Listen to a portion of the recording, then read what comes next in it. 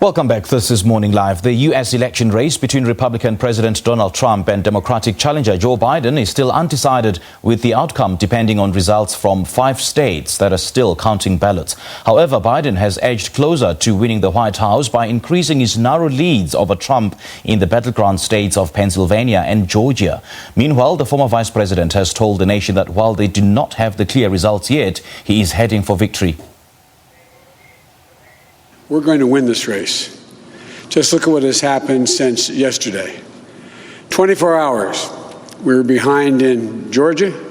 Now we're ahead, and we're going to win that state. 24 hours ago, we were behind in Pennsylvania, and we are going to win Pennsylvania.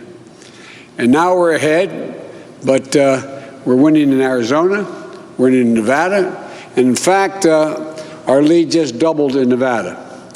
We're on track to over 300 electoral college votes. And look at the national numbers.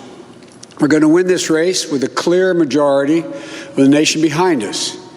We've gotten over 74 million votes. Let me repeat that, 74 million votes. That's more than any presidential ticket has ever gotten in the history of the United States of America. And our vote total is still growing. We're beating Donald Trump by over 4 million votes. And that's a margin that's still growing as well. One of the things I'm especially proud of is how well we've done across America. And we're going to be the first Democrat to win in Arizona in 24 years. We're going to be the first Democrat to win Georgia in 28 years. And we've rebuilt the blue wall in the middle of the country that crumbled just 4 years ago. Pennsylvania, Michigan, Wisconsin, the heartland of this nation.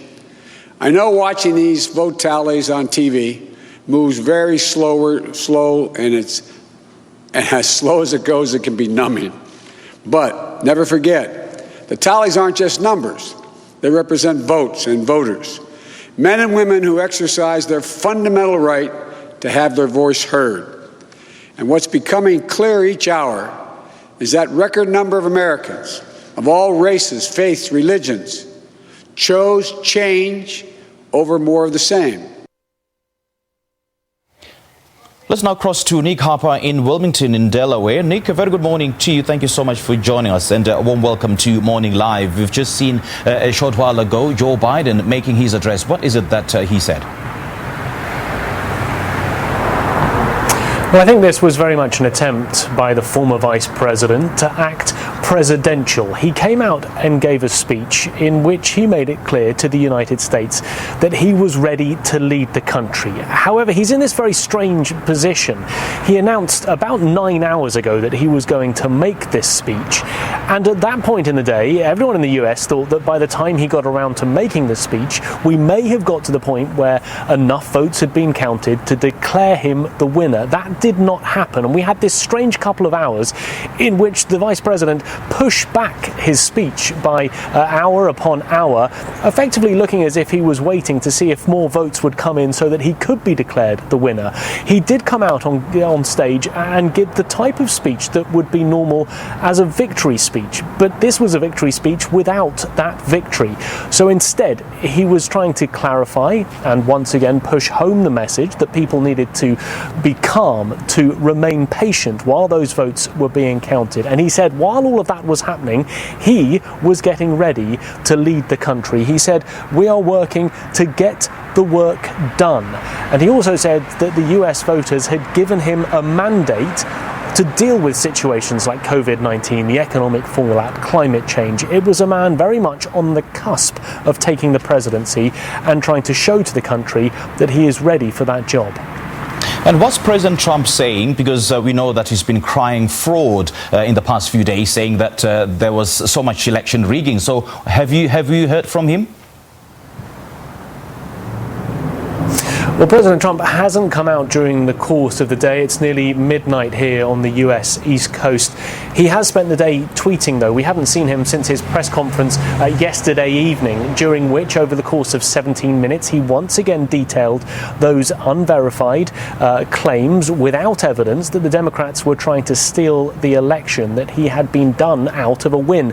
And that's the message that he's continued to push during the course of the day. On top of those tweets, he put out two separate statements from his campaign. In one of them, he said that all legal ballots must be counted and all illegal ballots should not be counted. And he said that he would pursue this process of continuing to carry out lawsuits through every aspect of the law. He continues to push this idea without evidence that the Democrats have cheated and are continuing to try and cheat by allowing this normal democratic process to continue, the counting of ballots. We see this year after year in every election. There's far too many votes for them all to be counted on election day. It takes several days. That's what we're seeing this time around.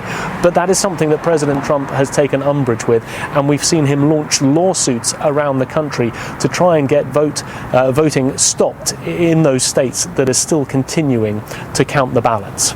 And I just heard that his chief of staff, Mark Meadows, has tested positive for coronavirus, even though it's not yet clear at this point when he learned that he actually has the coronavirus, or when he contracted this virus. But will that in any way affect the Trump campaign? Because we do understand that even his campaign aide, Nick Trainer, is also infected, and we know that he's been by President Trump's side, since the election began. That's right, absolutely. I mean, White House Chief of Staff is one of the main aides to the president, someone who, during normal times, during the election, during really any time, is there by the president's side to push the president's message and to try and propel the administration forward. For Mark Meadows to have COVID-19, and therefore, in theory, having to quarantine himself, will only add to the president's problems. We don't know when he contracted it, but we do know that the last time that he was seen in public was on Tuesday this week at a campaign event. It was on election day. President Trump went a few miles over the river in Washington, D.C. to go and meet with campaign advisors, with campaign staff, an opportunity to thank them for all of their hard work. Mark Meadows was there. He was not wearing a mask, which I think is symptomatic of the Trump administration. We've seen them so often not wearing a mask, pushing ideas that have gone against what the scientists are suggesting as the best recommendations to make sure that people do not get infected. No word yet on Mark Meadows' condition, but it will certainly be a blow to the president to know that his chief of staff now has COVID-19. And there's been complaints that vote counting has been so painfully slow in some provinces or in some states. What would this be attributed to?